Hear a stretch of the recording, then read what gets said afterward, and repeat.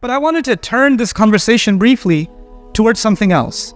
I wanted to turn it towards a new science that took hold of the world in the last 100 to 150 years, and that's the science of psychology.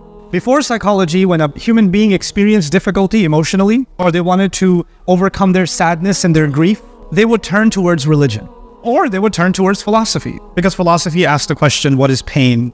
Why is there suffering in the world? What is this world all about? Right? Philosophers tried to answer this question. But then, philosophy and even the spiritual study of psychology, spirituality, they basically got replaced slowly with this new thing we now call psychology. Allah said, "Sadurihim ayatina fil afaqi wa fi anfusihim." We'll show them our ayat inside themselves. And what is psychology doing? It's an exploration of the self. That's what it is. But it fundamentally removes God from the equation. Like I said, science without purpose can give you chemical weapons, can give you addictive drugs. Psychology with the removal of purpose, removal of Allah from the equation, what does it give you? Something has to be there that is the ultimate truth. What's even crazier is not just in the academic psychology, because of social media, something else happened before I get to my observations.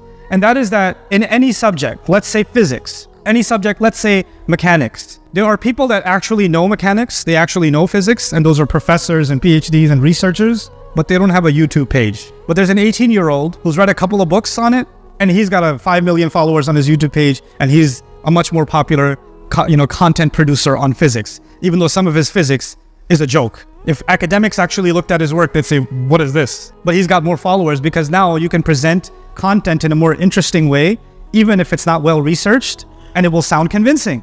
So what happened with the world of psychology? There is PhDs and research and analysis and books, and then there are people who come up with their own content, and they'll come up and say, let me tell you what a narcissist is.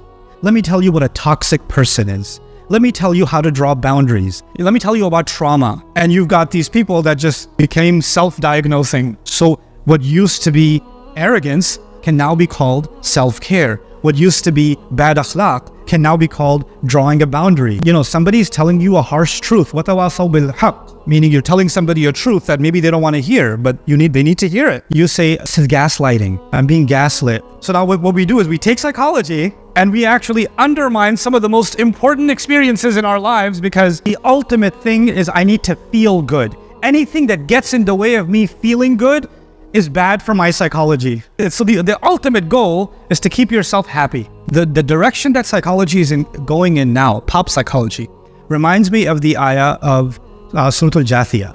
أَرَأَيْتَ مَنِ اتَّخَذَ إِلَهَهُ هَوَاهُ وَأَضَلَّهُ اللَّهُ عَلَى عِلْمٍ.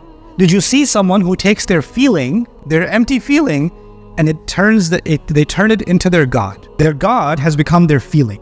And Allah allows this person to be misguided even though they have knowledge. Ala ilm. They can be a PhD, they can be a doctor, they can be a professional, but they are being led by their emotions. This kind of a person, Allah will put a ceiling on their hearing. You know what that means? That means it doesn't matter if you try to reason with them, you cannot reason with people who live by emotions. Many of you have experienced this. When people are living by their emotions, if you're trying to be logical, it's like talking to a wall. But I feel. The feeling is... That's the God. Who's going to guide them after Allah? They replaced Allah with their own feelings. That's why there's no more guidance for them. After they remove Allah from their hearts, what guidance can they have?